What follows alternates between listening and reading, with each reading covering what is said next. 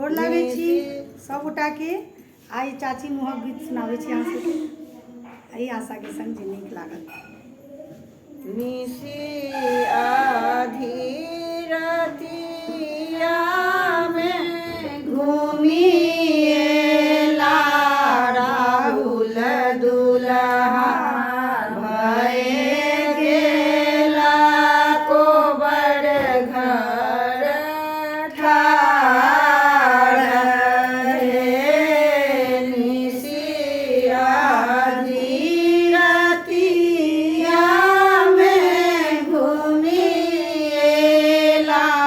राहुल दुल्हा भये गेला कोबर घर ठाढ़ हे। हँसी हँसी पूछथिन सुहावे से निधि सुहावे कहाँ मागा मेलाऊं रे तेरा है। बाटाई भेटल धनिया मारे आमोलिया और चंदन के गाछ हे। ओतहि भेटल धानी कारी रे कोइलिया बोलिया सुनैत ध्यान रखी हे।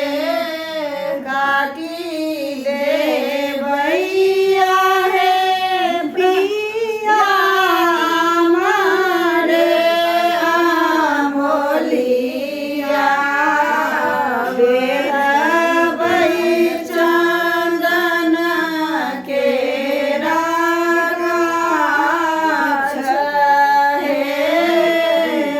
सोना समारे कोइली तोरा दुनू टोलबा छुटी जेतै सौतनी के साल हे। धन्यवाद।